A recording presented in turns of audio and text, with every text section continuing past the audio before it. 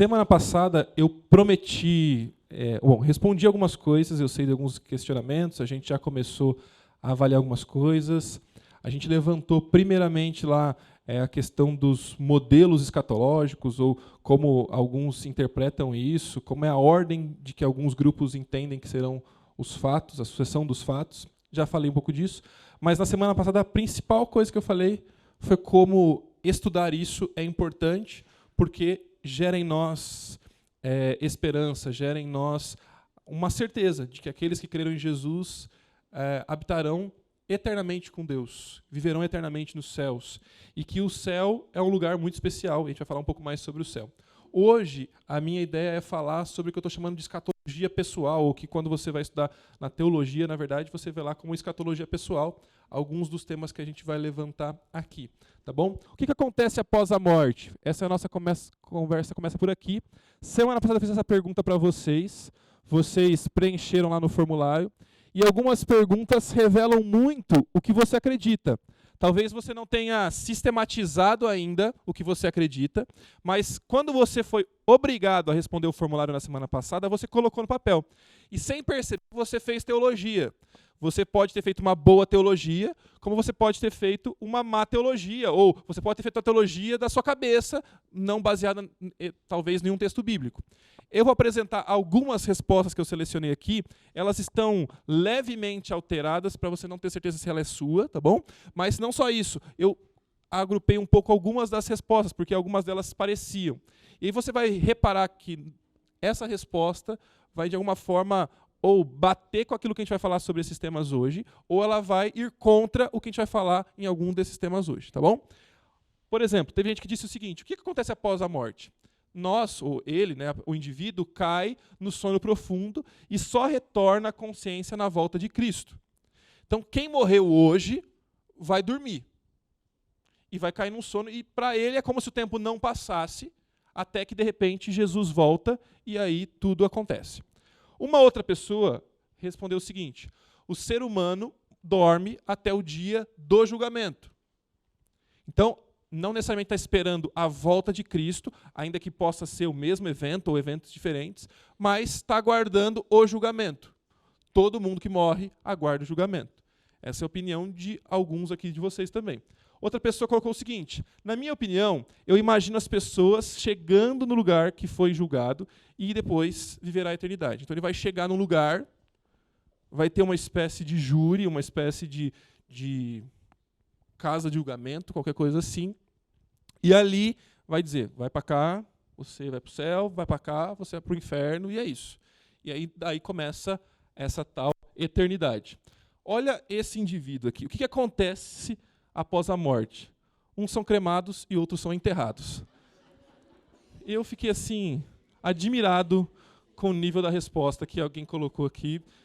Eu espero que a pessoa tenha entendido que eu estava falando da morte depois, né? Não assim, o evento morreu, aí chama a família, avisou que morreu, aí chama a funerária. Eu entendi.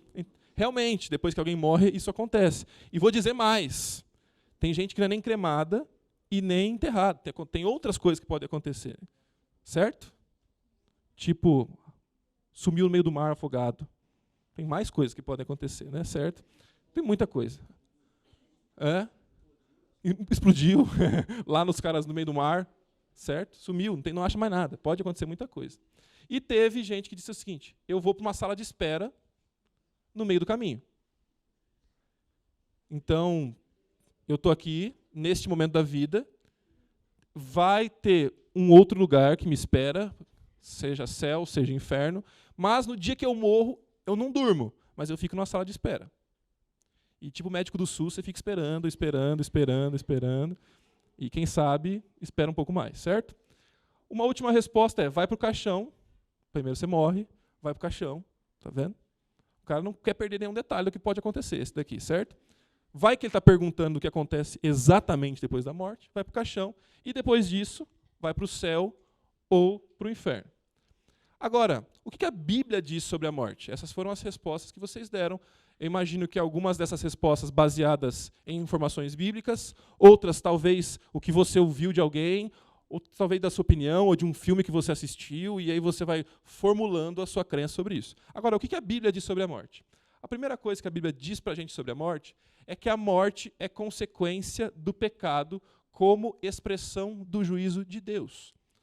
Onde que você vê isso, João? Como que você está afirmando isso para a gente? Quer dizer que, então, antes do pecado não tinha morte? Digo para você que eu vejo isso lá em Romanos capítulo 5, versículo 12. Foi um dos textos que a gente leu aqui em alguns dos grupos. Quando Adão pecou, ele está remetendo lá ao que aconteceu em Gênesis. Quando Adão pecou, o pecado entrou no mundo. E nesse momento, segundo o texto bíblico, com ele entrou a morte, que se estendeu a todos, porque todos pecaram. Eu preciso ser sincero com você. Existem alguns grupos teológicos, alguns técnicos da área que entendem que não foi exatamente nesse momento que a morte entrou. Aqui a gente está falando sobre criacionismo, evolucionismo, de alguma forma isso está nessa área do campo da teologia, tá bom? Mas nós entendemos, e aqui talvez a grande maioria do cristianismo ortodoxo, tradicional, entende que a morte entrou no mundo neste momento por causa do pecado.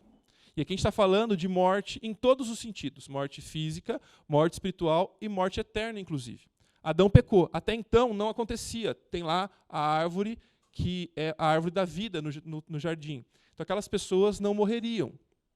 Mas, quando o pecado entrou no mundo, agora a morte também entrou no mundo.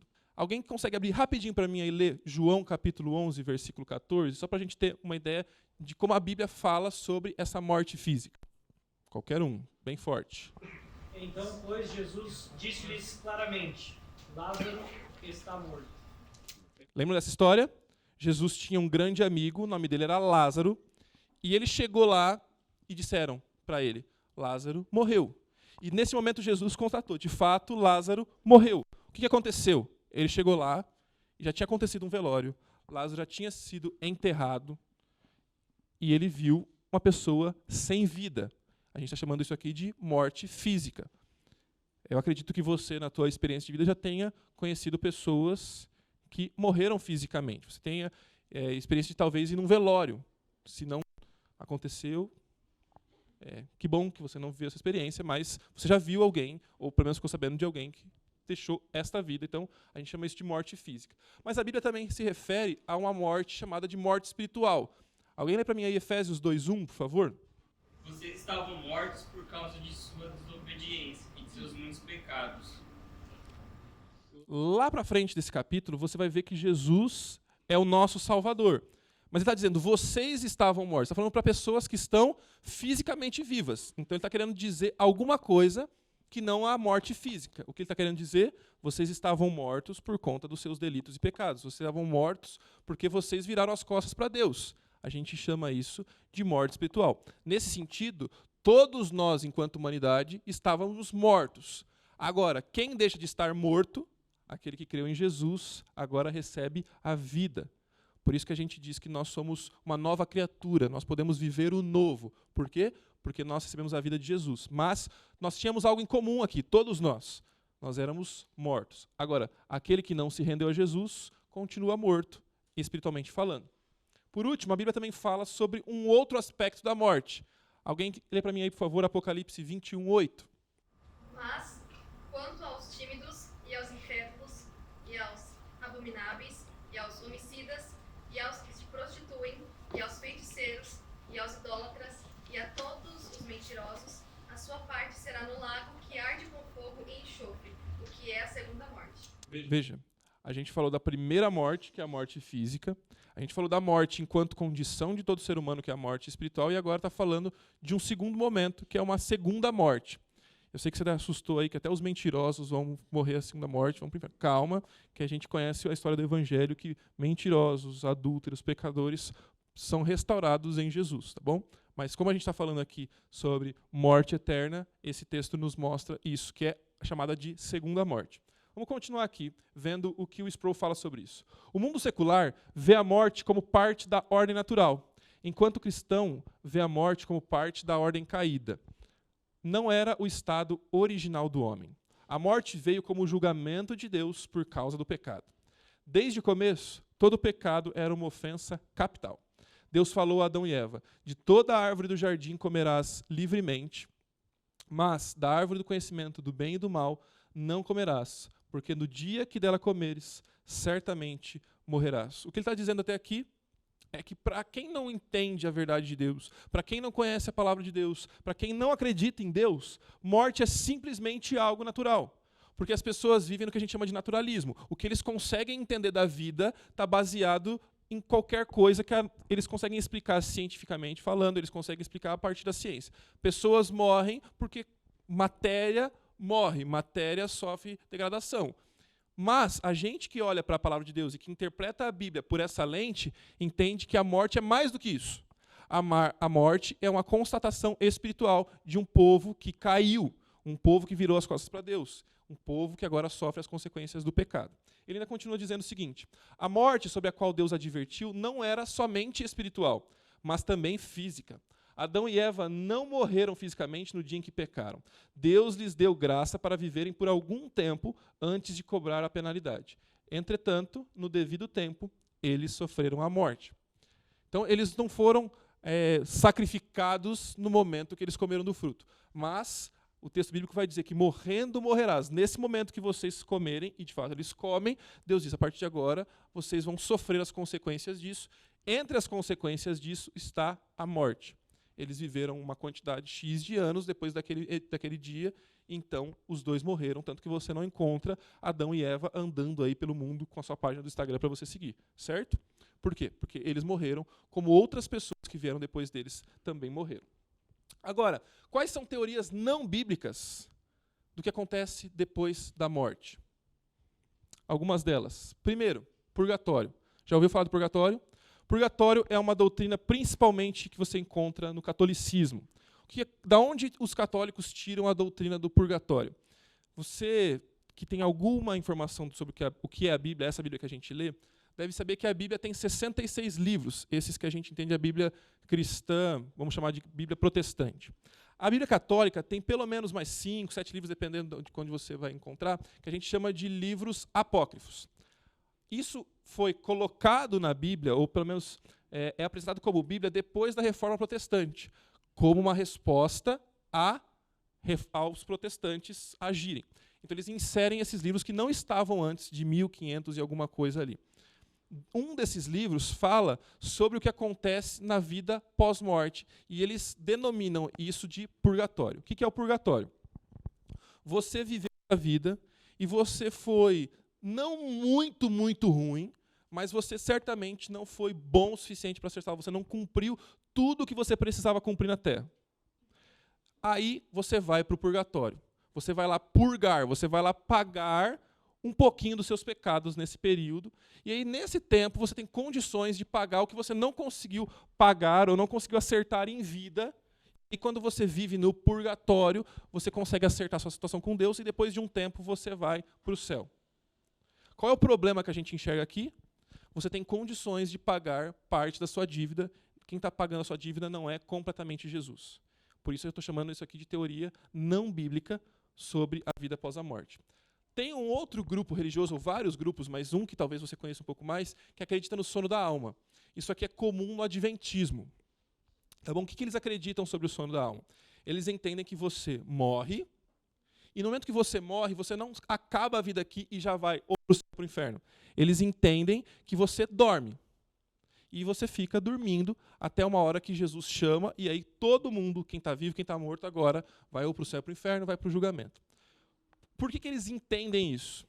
No Novo Testamento tem alguns textos que falam aqueles que dormem, se referindo, aí na nossa interpretação, àqueles que morreram. Aí é um eufemismo, é uma suavidade, uma suavização de um termo. Ao invés de aquela galera que morreu, ele diz, aqueles que dormem, aqueles que não estão entre nós são os que dormem.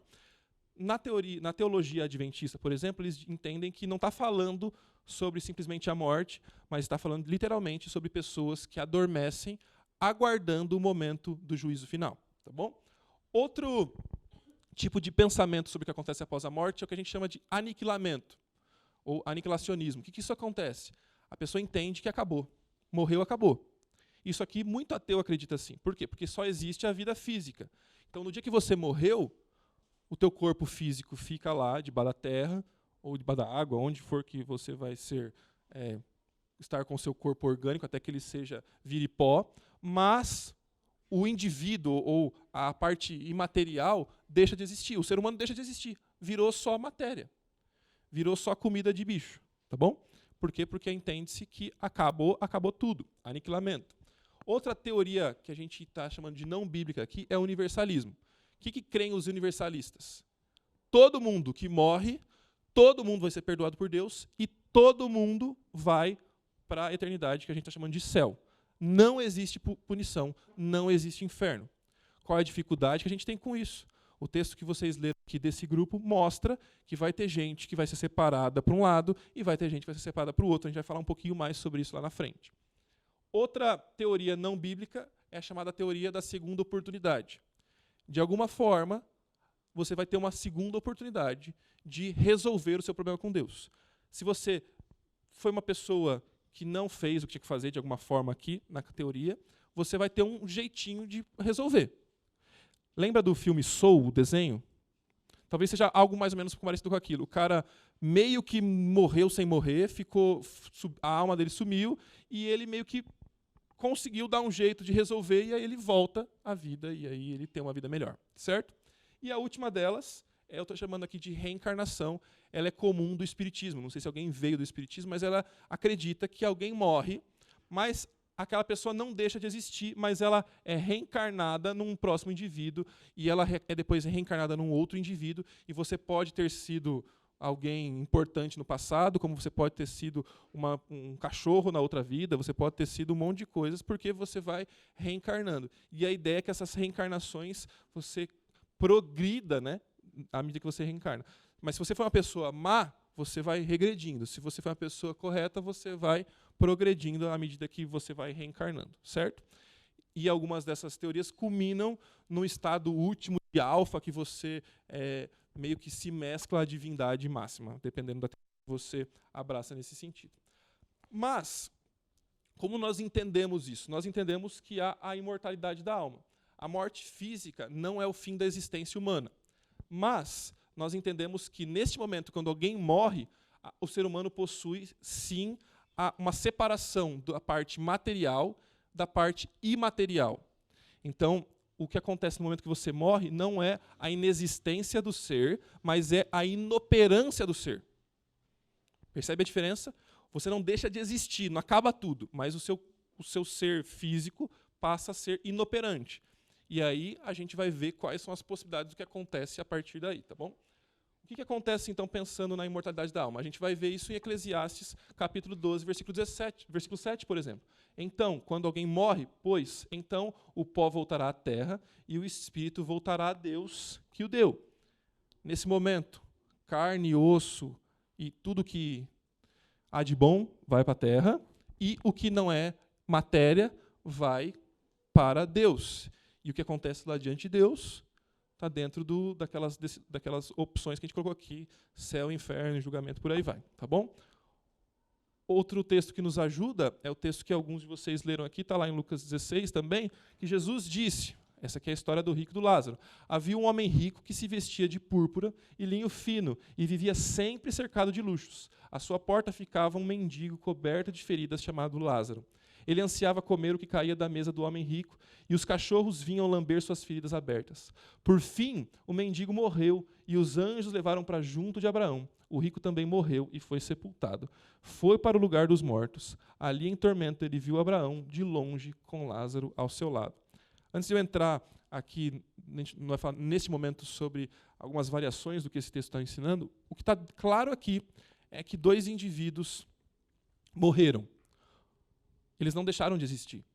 Um deles foi para o que está sendo chamado de seio de Abraão, que a gente está entendendo como o céu, e outro deles foi para a condenação, que o texto está dizendo que ele foi para o lugar dos mortos. A inoperância do ser, mas não a inexistência do ser. Tá bom? Agora, pensando na imortalidade da alma, o que a gente está entendendo é que os corpos voltam ao pó. A sua química aí que forma o teu corpo volta para o pó. As almas voltam para Deus. E aqui por alma eu estou chamando a parte imaterial do ser humano, tá bom? Quando a gente chegar no Pulse House de antropologia, a gente explica a parte imaterial do ser humano, como alma, espírito, coração, pensamento. Esse é outro assunto para um outro momento, ou quando alguns de vocês se matricular lá no Red College, a gente fala um pouco sobre isso também. Mas o que a gente está entendendo é que as almas voltam para Deus. As almas dos salvos vão para o céu, e as almas dos perdidos vão para o inferno. E agora a gente começa a falar mais um pouquinho sobre céu e inferno, mas antes, todo ser humano é um pecador, e por isso ele está sentenciado à morte. Isso aqui engloba todos nós. Estamos todos esperando a sentença ser realizada. Todavia, para os cristãos, a penalidade foi paga por Cristo. Os cristãos veem a morte como o momento de transição deste mundo para o outro. Aqui é um ponto muito importante da nossa fé, porque a gente sabe que todo mundo vai morrer, mas a gente entende que para aqueles que estão em Cristo, a morte não é um fim terrível. A morte, na verdade, é um fim aguardado e esperado. Por quê? Porque agora a gente vai ter a experiência, nós vamos viver eternamente experimentando de comunhão com Deus, estando com Cristo presencialmente. Consegue imaginar como esse momento é incrível? Ele ainda continua dizendo, Cristo, na verdade aqui o Franklin Ferreira diz, Cristo veio ao mundo para conquistar e destruir a morte. Cristo assumiu a natureza do homem e morreu por nós, a fim de que por sua morte destruísse a própria morte. Jesus veio para vencer a morte. Foi por meio de sua ressurreição dos mortos que Cristo conquistou a sua grande vitória sobre a morte. A conquista da morte, portanto, deve ser vista como parte essencial da obra redentora de Cristo. Cristo não redime seu povo apenas do pecado. Ele também redime os resultados do pecado, e a morte é um desses resultados do pecado. Quando a gente prega o evangelho para as pessoas, quando você convida pessoas à igreja, eles ouvem a verdade, quando você conhece histórias de gente que está se rendendo a Jesus, normalmente a gente vê pessoas se achegando porque estão sofrendo ou porque, de alguma forma, encontraram uma esperança. E isso é incrível. E, de fato, Jesus resolve a nossa vida aqui e agora. Mas não só isso. Jesus resolve mais do que isso. Jesus resolve a nossa eternidade. Jesus nos tira do reino das trevas e nos coloca no reino do seu amor. Isso significa que agora nós não mais viveremos a morte eterna, mas nós viveremos a vida eterna. Agora eu começo a entrar nos temas um pouquinho mais complexos e talvez, de alguma forma, um pouco mais novidade para alguns, ou aqui entra alguns dos questionamentos que já foram levantados. O que acontece, então, pensando num estado intermediário? Será que esse céu, que depois que você morreu, já é de fato o céu? Será que esse inferno, que alguém que morreu sem Jesus vai, já é de fato o inferno? Bom, o termo, esse chamado de estado intermediário, é o termo teológico. E quando eu coloco o termo teológico, eu estou escolhendo a palavra porque não é um termo bíblico. Você não vai encontrar a palavra estado intermediário na Bíblia, mas é a forma com que a gente organizou um assunto que está na Bíblia, tá bom? Então, é o termo teológico para o estado entre a morte e a ressurreição dos corpos. Então, eu preciso falar sobre a ressurreição dos corpos daqui a pouco, certo? Me acompanha aí, não durma, por favor. Há uma continuidade da existência após a morte. Isso já ficou claro, que não acaba tudo. Agora, como é que é realmente essa existência? Nesse momento, a parte imaterial do ser humano estará separada do corpo físico. Você é composto de parte material e de parte imaterial. A carne fica lá, a parte imaterial vai para um outro lugar. A parte material estará no céu, para os salvos, e a parte imaterial estará no inferno, para os condenados. Vamos ver como é que isso funciona um pouquinho mais profundamente. Paulo não nos conta exatamente como experimentaremos essa proximidade com Cristo após a morte. Não temos uma descrição da natureza dessa comunhão. Não podemos formar uma imagem clara de como isso será. Uma vez que não estaremos mais no corpo, deveremos ser libertos dos sofrimentos, das imperfeições e pecados que afligem essa vida presente. Mas nossa glorificação não será completa até que tenha acontecido a ressurreição dos corpos. Tema que a gente precisa falar para explicar melhor o que eu quero dizer com isso. Por causa disso, a condição dos crentes durante o estágio intermediário é uma condição incompleta de antecipação e de felicidade provisória. Em outras palavras, o que eu estou dizendo é, no dia que você morre, se você é um cristão, você vai para o céu. mas este céu ainda não é o céu final. Tem um céu que é depois desse céu. E tem um inferno, ou um estado posterior a esse, um lugar posterior a esse, que é depois desse primeiro inferno que a gente está falando. Isso a gente está olhando para textos bíblicos. Vamos falar um pouco mais sobre isso. O que é o céu, então?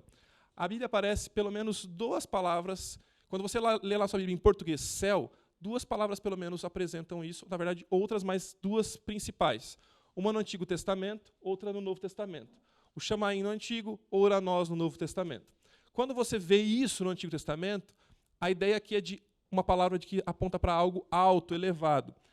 Várias dessas palavras, daqui a pouco eu vou falar um pouco mais sobre isso, apontam para este céu que a gente está vendo aqui. Mas várias vezes está falando sobre um lugar que não é esse céu visível, tá bom? No Novo Testamento, a palavra também aponta para aquilo que está acima. O que é o céu na Bíblia? Primeiro, um céu atmosférico. O que é o céu atmosférico? Isso que você está vendo. Você olha e fala, vai chover, porque você viu o céu escuro. Você olha e fala, o céu está bonito, porque está azulzinho, limpinho. Você olha, o céu está estrelado. É isso aqui que você está vendo. Céu atmosférico. Alguns textos apresentam esse céu atmosférico. Também a gente tem na Bíblia o que eu estou chamando de céu celestial, que alguns teólogos falam que é o céu celestial, que seria o segundo céu, que para a gente, hoje, cientificamente, a gente fala que é o universo, que está acima desse céu visível que a gente consegue perceber. Deus criou os céus, Deus criou todos esses astros celestes que estão e compõem o nosso universo. E, por fim, nós temos o terceiro céu, que a gente chama de o lugar de habitação de Deus. Esse não é um estado, veja bem que eu estou escolhendo as palavras, porque este é um lugar. É, de fato, um lugar físico, e que depois será o novo céu e a nova terra, que daí é o estado posterior ao que eu estou chamando de estágio intermediário. O que mais a Bíblia fala sobre o céu? O céu é frequentemente citado no Novo Testamento. Só em Apocalipse a palavra céu aparece 52 vezes, e todas elas relacionadas a Deus e a presença de Deus. Então ele não está falando lá sobre esse lugar que está acima da nossa cabeça. No céu, Deus habitará com o seu povo. E o céu é um lugar também de comunhão e de glória. É um lugar que você vai experimentar um relacionamento com Deus ainda mais excelente, mais perfeito do que a gente está experimentando hoje. O que mais a Bíblia fala sobre o céu? Aqui começa mais algumas polêmicas, tá bom? Que eu sei que você já está curioso, já está antenado aí para querer perguntar. O que a Bíblia fala sobre como será esse céu, ou o que vai ter nesse céu? Não haverá no céu, ou melhor, haverá no céu autoconsciência. Você olha lá para a história de Rico e Lázaro, ele tem noção de que ele é um indivíduo, ele sabe as coisas. Ele não está simplesmente fora de si. Ele tem autoconsciência. Eles reconhecem uns aos outros. Por quê? Você vê que o rico identifica e vê que Lázaro está lá. Então, se a gente consegue tirar algumas informações, ele consegue perceber pessoas. Ele consegue distinguir coisas, tá bom? Também manteremos memórias passadas. E talvez a pergunta que vem é, que memórias a gente mantém? Porque tem algumas memórias que você quer esquecer, certo? Só que, baseado em outras implicações de outros textos, a Bíblia diz que não vai haver choro, não vai haver lágrima, não vai haver sofrimento. Se a gente está dizendo que nós vamos manter algumas memórias, porque, por exemplo, o rico se lembra dos seus irmãos em terra, ele lembra de algumas coisas. Mas se no céu nós vamos ter memórias, quais memórias a gente vai ter? Lembrando que a gente não pode ter sofrimento, dor e mágoa. Então, de alguma forma, ou algumas memórias que nos trazem sofrimento serão tiradas, ou elas, de alguma forma, serão ressignificadas por Deus. Mais do que isso, eu dizer, vai ser assim ou assado, é especulação. O que a gente tem de informação é que nós teremos algumas memórias. Como elas serão exatamente, aí você está especulando, ou eu também, você vai dar uma chutadinha, tá bom? Alguns textos que eu estou baseando a minha citação aqui para vocês, eu não vou ler todos os textos porque eu quero chegar até o final do nosso estudo para a gente poder também lidar com algumas perguntas, tá bom? Agora, o que não vai haver no céu? Não vai haver a morte. Então, morte acabou. Você que perder alguém querido, não vai existir. O que mais? Não haverá escuridão ou noite. Não haverá mar. Você que gosta da praia, o céu diz que não vai ter mar, tá bom? Não haverá maldição. Não haverá doença. Não haverá luto. Não haverá dor e não haverá mal. Você consegue imaginar um lugar assim? Você consegue imaginar onde qualquer sofrimento não vai existir? É assim que a Bíblia descreve o céu. Quando eu era criança, o pastor normalmente pregava e falava sobre o céu. Ele falava assim para convencer as crianças, as filhas dele que também eram adolescentes, crianças na época, falava assim: não, o céu é incrível. Qual que é um lugar que você gosta muito? Imagina um lugar que você gostaria de ir. Ah, eu queria ir para a Disney, as crianças falavam. Não, então o céu vai ser melhor que a Disney, porque a gente quer comparar com alguma coisa muito boa que a gente conhece na Terra. Mas o que a Bíblia diz é mais do que um lugar incrível, com coisas incríveis. O céu é um lugar sem qualquer tipo de sofrimento. E é um lugar que a gente vai desfrutar da presença eterna de Deus. Se de alguma forma você pensa no céu como um lugar que você vai ficar só cantando, tocando harpa, e sentado nas nuvens, fazendo nada, coçando o dia todo, a Bíblia não fala deste tipo de céu. Inclusive, a gente vai falar na semana que vem sobre um novo céu e uma nova terra, que a gente vai ter vida lá, a gente vai ter relações lá, a gente vai ter coisas que a gente vai fazer lá. Isso aqui é spoiler para a semana que vem. Mas o céu não é aquele lugar da nuvenzinha que você fica lá e vai ficar a eternidade fazendo nada, panguando pro resto da sua vida, tá bom? Agora, o que mais temos para falar sobre o céu? Todavia, Cristo cumpriu tudo para os que são seus, uma vez que não apenas sofreu penalidade por eles e conquistou o perdão completo por todos os pecados deles, como também cumpriu a lei no lugar deles e lhes trouxe a incorruptível vida eterna. Aquele que crê está imediatamente livre da ira de Deus e se torna herdeiro da vida eterna.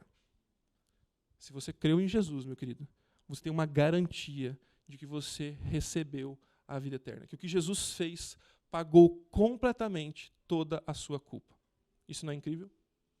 Agora, vamos falar disso aqui, que eu sei que vocês também gostam de polêmica, tá bom? Vamos falar de inferno. O que a Bíblia fala sobre inferno? Inferno é o estado em que aqueles que não têm fé em Cristo são condenados a sofrer eternamente. Rola uma teoria, uma tese, de que no inferno você vai experimentar tudo que você não gosta. E que lá você vai ter a última potência que você não gosta. Eu lembro de um tio meu que falava assim: diz que no inferno vai ter o que eu não gosto, vai ter meu sogro lá. E aí eu vou ter que aguentar, vai ter 20 vezes meu sogro. Bom, a Bíblia não fala nada disso, de que no céu vai ter aquilo que você não gosta. A Bíblia diz que o céu vai ser, que o inferno vai ser um lugar de tormento, de sofrimento. A gente vai falar um pouco mais sobre isso. O céu, o principal problema do inferno, desculpa, estou trocando a palavra aqui, o principal problema do inferno é que ali você não vai encontrar a misericórdia de Deus, você não vai encontrar Deus agindo amorosamente. Ali você vai encontrar o juízo e a ira de Deus agindo sobre todos aqueles que estarão lá. Este é o inferno. O inferno é para quem rejeitou a mensagem de Jesus. E eu quero muito ler esse texto porque ele é importante. Mateus 10, 28. Alguém pode encontrar e ler bem forte para mim, por favor? E não temais os que matam o corpo e não podem matar a alma. Temei antes aquele que pode fazer perecer no inferno a alma e o corpo. Veja, quem está dizendo isso? Jesus. Está dizendo, para de ficar com medo de qualquer ser humano que o máximo que ele pode fazer é acabar com o seu corpo físico. Agora, quem vocês têm que temer é aquele que não acaba só com o corpo físico, mas pode condenar a pessoa eternamente ao inferno. Quem Jesus condenará, quem Deus condenará eternamente para o inferno? Aqueles que não se renderam a Jesus. Então, dizer que não há inferno é uma afirmação não bíblica, certo? O que mais que a gente vê? Que é um lugar de fogo eterno. Mateus 25, 41. E aqui fogo, uma expressão de sofrimento, de dor. Mateus 25, 41. Então ele dirá aos que estiverem à sua esquerda: malditos, apartem-se de mim para o fogo eterno, preparado para o diabo e os seus anjos. Então ele está dizendo que tem o diabo, os anjos, no caso que a gente chama de demônios, e todos aqueles que foram apartados de Jesus vão para um lugar de fogo, um lugar de sofrimento eterno. O que mais a gente vê sobre o inferno? É um lugar de muito sofrimento, e é um lugar de sofrimento que não é de vez em quando, não é pontual, mas é um lugar de sofrimento eterno. Sabe quando a vida está tão difícil, que parece que quando você está na praia, vem uma onda alta, daqui a pouco vem outra, parece que você está apanhando. Não sei se você teve essa experiência, eu já tive algumas vezes. E parece que você vai morrer afogado. Às vezes a vida parece isso, que você vai tomando pancada e pancada e pancada. O inferno é um lugar que isso não passa. É sofrimento atrás de sofrimento. E não tem esperança de que isso vai passar. Este é o inferno. Não tenham medo dos que querem matar o corpo, eles não podem tocar a alma. Temam somente a Deus, que pode destruir no inferno tanto a alma como o corpo. Em seguida, o rei se voltará para os que estiverem à sua esquerda e dirá: fora daqui, malditos, para o fogo eterno preparado para o diabo e seus anjos. Versículo 49 de Mateus 13. Assim será no final dos tempos. Os anjos virão, separarão os perversos dos justos e lançarão na fornalha ardente, onde haverá choro e ranger de dentes. Falando sobre o inferno, Franco Ferreira diz o seguinte: o inferno é a vindicação da justiça de Deus, por causa da sua glória, ou a glória do seu nome, e por fazer tudo para a sua glória. Deus estende seu infinito poder e glória para o bem dos que nele confiam e dirige toda a sua ira contra os que rejeitam e se rebelam contra a sua glória. Por isso, entendemos que a Bíblia afirma a realidade do inferno como um estado de punição eterna e destrutiva, no qual a retribuição justa de Deus é diretamente experimentada. Ainda sobre o inferno, a Bíblia também afirma a certeza do inferno para todos os que escolhem através da rejeição de Jesus Cristo e de sua oferta de vida eterna. E afirma ainda a justiça do inferno como uma aflição justa da humanidade, causada por Deus, devido às nossas obras malignas e cruéis. A Bíblia fala sobre o inferno, e a Bíblia fala sobre a seriedade do inferno, e considerar isso é muito importante para a nossa fé. O Franklin ainda continua dizendo: o inferno será uma interminável perturbação de vida. Os condenados serão atormentados de dia e de noite pelos séculos dos séculos, com dores e sofrimentos no corpo e na alma, e castigos como agonias da consciência, angústia, desespero e ranger de dentes. Consegue imaginar a seriedade desse lugar? Agora, o que seria a tal ressurreição dos corpos? Que eu prometi que a gente falaria sobre isso. A ressurreição dos corpos é o momento que os mortos voltarão à vida com seus mesmos corpos. Quem não for salvo, ressuscitará para a vergonha. Quem for salvo, ressuscitará para a honra. João, da onde você está tirando isso, João? Vamos ver a Bíblia. A Bíblia diz, Daniel capítulo 12, versículo 2. Muitos dos que estão mortos e enterrados ressuscitarão. Aqui é um texto profético falando do dia final. Alguns para a vida eterna e outros para a vergonha e desonra eterna. Todo mundo que morreu vai ressuscitar, fisicamente falando. Uns para serem condenados e uns para serem perdoados, restaurados e viverem eternamente com Deus. Onde mais está dito na Bíblia? João capítulo 5, versículo 28. Não fiquem surpresos. Na verdade, vem o tempo em que todos os mortos ouvirão em seus túmulos a voz do Filho de Deus e ressuscitarão. Aqueles que fizeram bem ressuscitarão para terem a vida eterna, e aqueles que continuaram a fazer o mal ressuscitarão para serem julgados. O Jean Francesco diz sobre esses temas que eu estou levantando aqui. Isso muda radicalmente a nossa perspectiva sobre a história. Em vez de olharmos para o futuro com desespero, temos esperança de que o mundo está caminhando para o fim, o qual culminará no retorno glorioso do Senhor. Portanto, em meio às crises, pandemias, guerras, desastres naturais, surgimento de falsos profetas, abandono da fé e esfriamento do amor, podemos levantar a cabeça com a esperança de que o caos não é a palavra final. Na verdade, são nestes momentos que devemos reavivar a nossa expectativa de que o Redentor nunca esteve tão perto. A pergunta que não quer calar é: como é que vai ser meu corpo ressurreto, então? Eu vou ser gordo, magro, alto, baixo. Eu vou estar com um corpo de 18, de 12, de 45, de 60, com ruga, sem ruga, com celulite ou com sem celulite, cabelo azul, cabelo pintado. Como vai ser? A gente precisa, então, ler 1 Coríntios capítulo 15, versículos 35 a 44. Deixa eu ler com vocês esse texto, por favor, e ele é importante, a gente já começa a caminhar para o final da nossa conversa aqui. 1 Coríntios capítulo 15. Não desiste de mim não, está acabando, tá bom? Está dando o tempo que o Arthur combinou comigo. 1 Coríntios 15. Versículo 35. Se você está no aplicativo ou na NVT aí, o texto tem um título aí, O Corpo Ressurreto, tá bom? Acompanha comigo aí a minha leitura, por favor. Alguém pode perguntar, como se você estivesse curioso, certo? Como os mortos ressuscitarão? E que tipo de corpo terão? Que perguntas tolas, ó, pancada. A semente só cresce e se transforma em planta depois que morre. E aquilo que se coloca no solo não é planta que crescerá, mas apenas uma semente de trigo ou de alguma outra planta. Então, Deus lhe dá o novo corpo como Ele quer. Então, para que a gente possa experimentar de um novo corpo, este corpo precisa morrer. Como uma semente morre para nascer uma planta, o nosso corpo físico precisa morrer para nascer um novo corpo, agora um corpo celestial. Um tipo diferente de planta cresce. Da mesma forma, há tipos diferentes de carne. Um tipo para os seres humanos, outro para animais, outro para aves e outro para os peixes. Também há corpos celestes, aí ele começa a diferenciar, e corpos terrestres. A glória dos corpos celestes é diferente da glória dos corpos terrestres. O que é o corpo ressurreto é diferente do corpo terreno que a gente tem hoje. O sol tem um tipo de glória, enquanto a lua e as estrelas têm outro. Ele começa a fazer comparações para a gente entender o que ele está falando. E até mesmo as estrelas diferem em glória umas das outras. O mesmo acontece com a ressurreição dos mortos. Comparação. Quando morremos, o corpo terreno é plantado no solo, mas ressuscitará para viver para sempre. Nosso corpo é enterrado em desonra, mas ressuscitará em glória. É enterrado em fraqueza, mas ressuscitará em força. É enterrado como corpo natural, mas ressuscitará como corpo espiritual. Pois assim como há corpos naturais, há também corpos espirituais. Que conclusões a gente pode chegar sobre este novo corpo que vai ser ressurreto?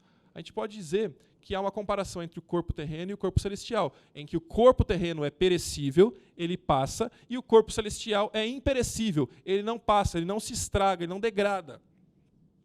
O corpo terreno, ele é um corpo de desonra. A semente de desonra, ele é plantado e morre, quando o corpo celestial passa a ser um corpo honrado, um corpo de glória. Evidentemente, a gente está falando aqui de corpos que serão ressuscitados para a eternidade com Deus, não para a eternidade de condenação. Ele é um corpo terreno fraco, você tem fraquezas, por isso que você sofre, por isso que tem dor, porque tem apendicite, por isso que tem... O que mais que tem? Dor de dente, por isso que tem Covid, porque a gente é passível de fraqueza. Mas o corpo celestial é um corpo poderoso. E quando você lê na palavra de Deus que Jesus já tinha um corpo glorificado, a gente consegue ver como esse corpo especial e diferente já funciona um pouquinho. Por último, o texto vai dizer que há uma diferença entre o corpo natural e o corpo celeste, que é chamado de corpo espiritual. Eu não respondi para você dizendo como que vai ser, se você vai ter barba, sem barba, careca, cabeludo, magro, gordo, celulite ou sem celulite. Por quê? Porque a Bíblia não diz. A Bíblia diz estas coisas que a gente tem para afirmar. É um corpo igual, mas diferente. Então, de alguma forma, é você. Mas não é este você. Ele tem características suas, mas ele vai ser melhor do que você é hoje. A preocupação maior não é se você se acha feio, feia, e vai ser mais bonito lá. Porque quem te criou foi Deus. A preocupação maior é que ele é um corpo perfeito e pleno em Jesus, pelo pagamento que Jesus executou. Se no teu corpo há imperfeições, esse é um corpo perfeito. Mas é evidente que as imperfeições que a gente está falando não é o que você acha que é imperfeição, ou o que eu acho que é imperfeição. Eu não gosto da minha orelha que é de duende. Ou você não gosta do seu nariz que é muito assim. Ah, eu fiz plástica, como é que eu vou aparecer no céu? Eu vou voltar a ter o nariz anterior? A Bíblia diz que nós temos essas informações sobre o nosso corpo celestial. Tá bom? Por fim, então, e tendo em vista que Cristo é o Salvador perfeito, ele não está contente apenas com a redenção da nossa alma, mas também efetua a redenção do nosso corpo. Porque se a queda afetou a nossa parte imaterial e a nossa parte material, a redenção de Jesus precisa ser maior, inclusive, do que a queda, restaurando a nossa parte material, a nossa parte imaterial. E Jesus vai restaurar todas as coisas. A Bíblia diz que todo o universo, toda a natureza sofre como dores de parto, aguardando a redenção em Cristo Jesus. Então, não só nós seremos restaurados, mas todo o universo também será restaurado. O que a gente tem, então, de conclusão do nosso estudo? Porque é importante que não seja só matar curiosidades, mas que você reflita sobre a sua vida com Jesus, que você continue crescendo no seu relacionamento com Jesus. Conclusões, então. Primeiro, para quem está em Jesus, a morte não tem a palavra final. Nós não precisamos temer a morte. Deixa eu dar um ponto pessoal aqui. Nos últimos 2 anos, eu perdi pessoas muito especiais para mim. O meu avô, que também se chamava João, eu tenho meu nome por conta dele, sempre foi uma referência para mim. Meu avô foi uma referência de vida cristã, que eu não via dentro da minha casa com meus pais. Meu avô era aquele que cuidou de detalhes. Meu avô investiu na minha vida. Meu avô me deu meu primeiro carro. E eu sempre pensei que eu sofreria muito quando o dia que ele fosse morrer. Meu avô teve momentos muito preocupantes. Meu avô usava marca-passo por muito tempo. Eu passei noites com meu avô no hospital. E eu lembro de ficar preocupado com isso. Mas foi incrível que no dia que eu estava já morando longe, em Santos, e ele morava no interior, em Tupã, o dia que eu recebi a notícia que ele morreu, eu senti paz. Eu chorei dirigindo até Tupã, 600 e tantos quilômetros. Mas eu cheguei lá e eu lembrei que meu avô dizia para mim assim, eu estou cansado, eu quero estar com Jesus. No ano passado eu perdi meu pai, que também teve os seus trancos e barrancos de vida com Deus. Mas naquele momento eu senti consolo. Também de pensar que meu pai estava sofrendo, fisicamente, emocionalmente. Meu pai ficou anos lidando com a depressão, com o síndrome do pânico. Mas naquele momento meu pai parou de sofrer. Meu pai encontrou com Jesus, que ele conheceu e se entregou para ele também. Pensar sobre o céu é entender que a morte não tem a palavra final. O inferno é uma realidade para aqueles que não se renderam a Jesus como Salvador. Eu não posso mentir. Eu não posso esconder essa parte da mensagem. É claro que a gente entende que a gente quer pregar o amor de Jesus e que a gente quer que as pessoas se rendam a Jesus. Mas antes do Evangelho ser uma boa notícia, ele é uma má notícia. Nós estávamos mortos em nossos delitos e pecados. Você diz, Jesus te ama, e Jesus salva, mas se as pessoas não entendem do que Jesus salva, não faz sentido ensinar sobre o que Jesus salva. Você precisa entender que pessoas estão indo para o inferno e que nós precisamos anunciar a verdade de Jesus para essas pessoas.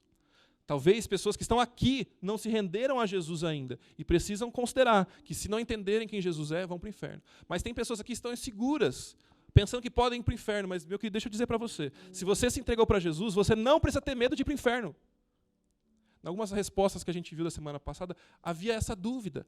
E se eu não tiver uma vida boa, se eu não for muito comportado, eu vou para o inferno. Meu querido, deixa eu te dizer, você não vai para o céu ou para o inferno baseado no que você fez ou deixou de fazer. Você vai para o inferno se você não se rendeu a Jesus. E você vai para o céu se você entregou a sua vida para Jesus. Você não tem condições de viver uma vida excelente o suficiente para ir para o céu pelos seus méritos. Você precisa de Jesus. Se Jesus é o seu dono, fique em paz e tenha tranquilidade de que você está com o seu passaporte carimbado para viver eternamente no céu. Por fim, viver eternamente na presença de Deus deve ser o maior anseio daqueles que amam Jesus. Você tem desejos e sonhos, e que bom que você tem desejos e sonhos. Mas o maior desejo da sua vida não é mais essa vida. Nós vivemos o hoje com a perspectiva da eternidade. Nós amamos o Senhor e nós queremos mais do que tudo estar com o Senhor. Sabe uma crise que eu tinha? E você vai falar que para mim é fácil hoje, né? Mas quando eu era adolescente, estava entrando no tempo dos jovens, eu tinha algumas amigas da igreja que falavam assim, eu não quero que Jesus volte antes de eu casar, não. Eu sei que tem gente que pensa a mesma coisa aqui, tá bom? E sabe uma crise que eu tinha, que a gente discutia? Ela falou assim, sério que você acha que casar é melhor do que estar com Jesus? Eternamente? Não, mas eu quero realizar o sonho de casar, de ter filho e ter uma família. Eu entendo, e é incrível, eu sou feliz tendo a minha família. Mas você consegue imaginar quanto mais especial é estar com Jesus para sempre? Essas meninas casaram, tá bom? Só para vocês estarem em paz. Mas eu quero trazer esse tipo de reflexão para vocês. Que se seus sonhos terrenos não forem realizados, você tem o privilégio de viver a eternidade com Jesus. Deixa eu orar com vocês, depois o Arthur vem aqui e a gente vai responder algumas das perguntas. Deus, muito obrigado por esse tempo que a gente teve aqui. Muito obrigado porque o Senhor, de alguma forma, tem respondido algumas das nossas inquietações e dúvidas. E que elas possam continuar sendo respondidas à medida que a gente olha para a Tua palavra.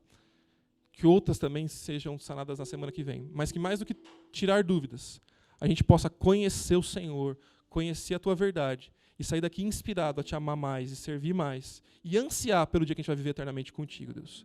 Obrigado por essa noite, Pai, em nome de Jesus. Amém.